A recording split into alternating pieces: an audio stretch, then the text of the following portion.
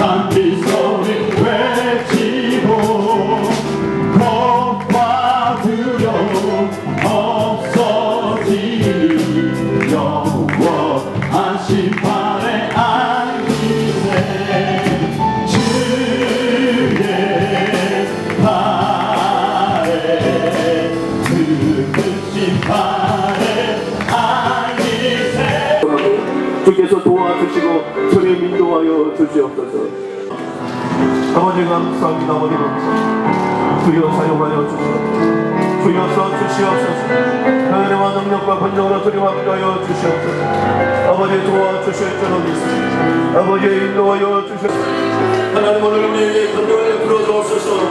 아버지 하나님 권능의 삼분대사 아버지 영광의 살려의 잠자리 간절히 소원합니다. 아버지 도와주실 줄로 믿습니다. 아버지 인도하여 주실 줄로 믿습니다. 아버지 역사하여 주실 저는 반드시 그런 역사가 계속해서 일어나게 될 줄로 믿습니다. 우리는 이번 기회에 우리들의 영적인 수준과 우리 육체 한계의 수준과 내 신앙의 수준만 한 단계 높이는 것이 아니라 경제적인 물질적인 모든 수준까지도 한 단계 업그레이드 될 줄로 믿습니다. 저를 따라 삼심으로 한 번 더 기도하겠습니다. 주여 요셉의 축복을 내려 주옵소서. 주여 요셉의 주여 역사여 주시옵소서. 역사여 주시옵소서. 감사합니다. 주님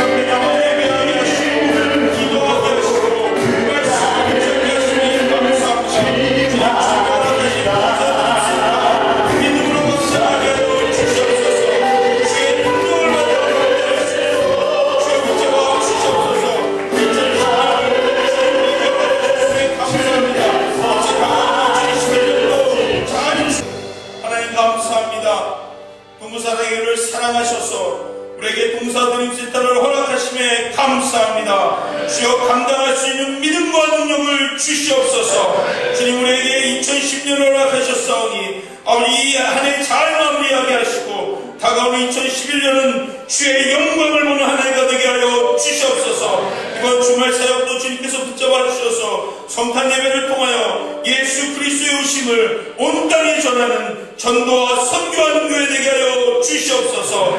예수님의 이름으로 기도드립니다. 아멘. 사도행전 2장 25절서부터 36절까지 제가 가지고 있는 성경 신약성경 189면 되겠습니다. 사도행전 2장 25절부터 36절까지를 서로 교독할 때 오늘 이 아침에 주시는 하나님의 계시의 말씀을 받기를 원합니다. 제가 먼저 25절을 공독하겠습니다. 다윗이 그를 가리켜 이르되 내가 항상 내 앞에 계신 주를 배웠었으며 나로 요동하지 않게 하기 위하여 그가 내 우편에 계시도다.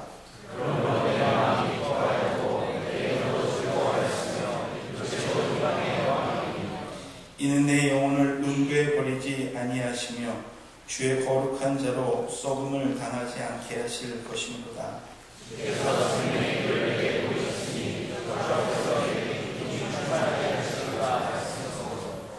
형제들아 내가 조상 다윗에 대하여 담대히 말할 수 있노니 다윗이 죽어 장사되어 그 묘가 오늘까지 우리 중에 있도다.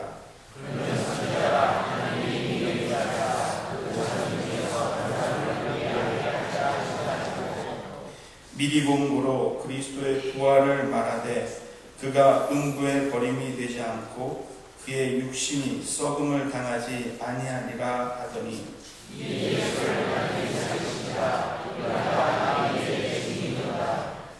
하나님이 오른손으로 예수를 높이심에 그가 약속하신 성령을 아버지께 받아서 너희가 보고 듣는 이것을 부어 주셨느니라.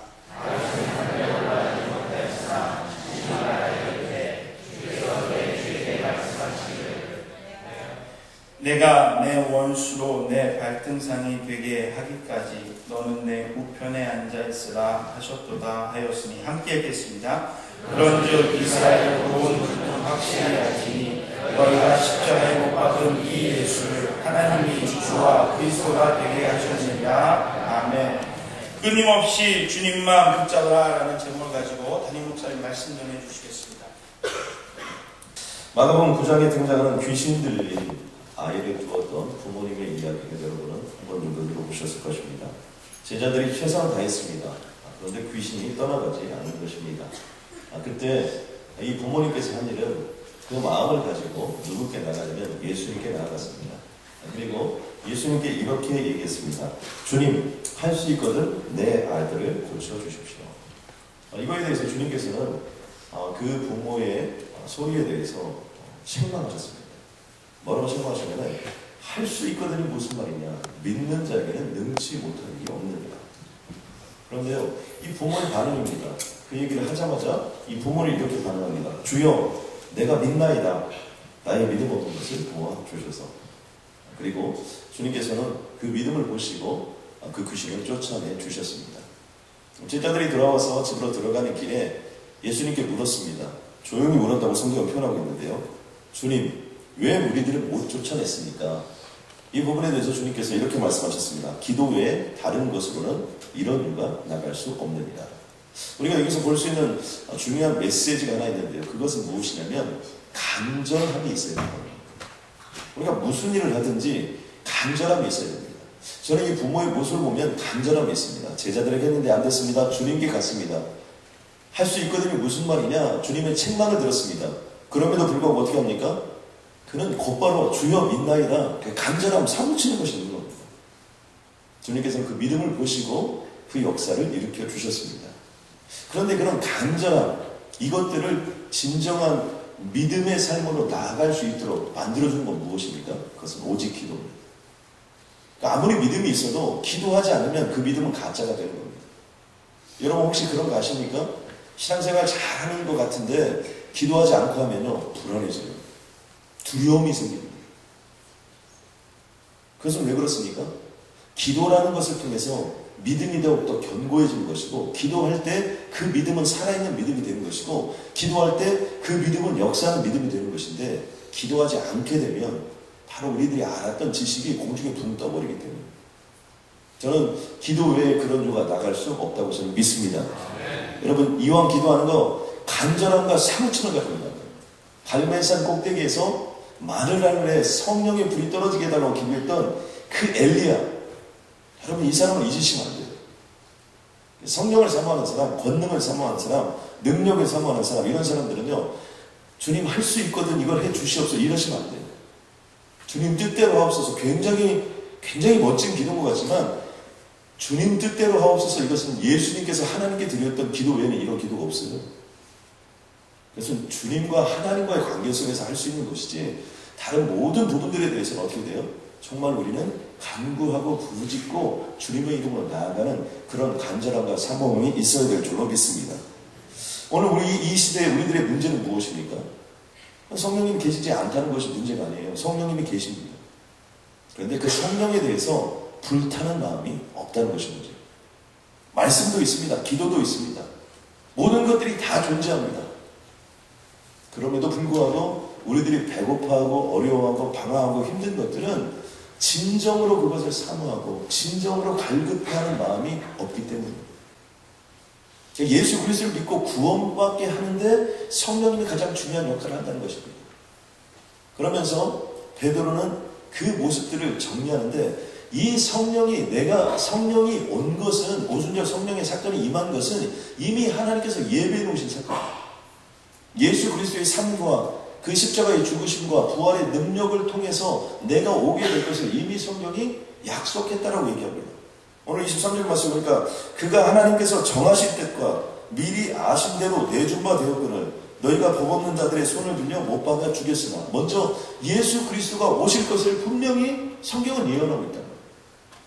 그리고 하나님께서 그를 사망의 고통에서 풀어 살리셨으니 이는 그가 사망에 매여 있을 수 없었습니다. 이 예수 그리스도는요 우리의 구원을 위하여 오셨기 때문에 죽고 끝나는 것이 아니에요. 사망에 매여 있을 수 없는 존재입니다. 그러므로 예수 그리스도를 믿는 자는 그 사람이 누구이든지 관계가 없습니다. 우리는 예수와 함께 죽는 것이고 예수와 함께 부활할 수밖에 없는 존재가 된 것입니다. 여러분 아멘입니까? 저는 말씀을 준비하면서요, 그가 사망에 매여 있을 수 없었습니다. 얼마나 이 말씀이 강력한지 모르겠어요. 그런 거 없더라고요. 주님께서 사망에 매여 있을 수 없었다면 우리는 예수 그리스도를 믿음으로 말미암아 성령이 내 안에 들어온 존재이기 때문에 좌절이 있을 수 있습니다. 실패가 있을 수 있습니다. 어려움이 있을 수 있습니다. 그러나 어떻게 돼요? 사망이 우리를 매일 수 없는 겁니다. 아멘입니까? 우리는 살아날 수밖에 없는 존재가 되는 것입니다. 우리는 깨어날 수밖에 없는 존재가 되는 것입니다. 그리고 그런 삶을 살 수 있다라고 성경은 우리에게 선포하며 사도 베드로는 바로 그런 믿음을 우리에게 전하고 있는 것입니다. 뿐만 아닙니다. 계속해서 사도 베드로는 이 예수를 하나님이 살려줬다. 그리고 우리는 그것의 증인이라는 거예요. 무슨 얘기를 하고 싶어 하는 거냐면 오순절 성령의 사건, 그 사건은 하나님이 주신 사건이라는 거예요. 그것은 예수님을 예수님 되게 하기 위한 사건인데 우리가 그의 증인이 되어야 된다는 거예요. 그러면서 이렇게 얘기합니다. 하나님이 오른손으로 예수를 높이십니다. 하나님이 높이시면 높아지는 겁니다. 예수님이 이 땅에 오셔서 한 일이 무엇입니까? 하나님을 높이시는 일을 하셨습니다. 왜요? 하나님이 예수님을 높여주셨기 때문에 예수님 또한 하나님을 높여주셨습니다. 그러니까 예수님의 모든 삶은 하나님을 높이는데, 하나님만을 높이는데 전 생애를 살았고, 하나님은 그 예수 그리스도를 계속해서 예수님의 삶을 살 수 있도록 배려해 주셨습니다. 거기서 끝나지 않습니다. 그가 약속하신 성령을 아버지께 받아서 너희가 보고 듣는 이것을 부어주셨습니다. 무슨 말씀입니까? 예수님이 이 땅을 떠나고 성령님을 우리에게 부어주신 것까지도 하나님의 역사와 그 섭리 속에 다 들어있다는 거죠. 저는 우리가 이미 예수를 믿었습니다. 아멘입니까? 내 안에 성령 하나님이 존재하십니다. 아멘입니까? 그렇다면 우리는 하나님의 절대 섭리 속에 있습니다. 여기까지는 하나님의 섭리고 여기까지는 하나님의 섭리가 아니고 내가 잘할 때는 하나님께서 역사하시고 내가 못할 때는 하나님이 역사하지 않고 그런 하나님이 아니라 절대 섭리. 하나님의 계획과 그 예정하심과 인도하심 가운데 이미 우리는 들어가 있는 것이고요. 그 역사와 능력의 주관 대신 하나님의 손에 이끌려 우리는 남은 인생을 살아가게 된다는 것입니다. 그러므로 결론을 이렇게 맺습니다.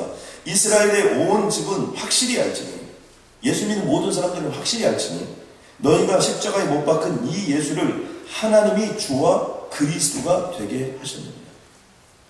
그 예수 그리스도가 우리의 주님이라는 거예요. 그 그리스도가 우리의 구원자가 되셨다는 겁니다.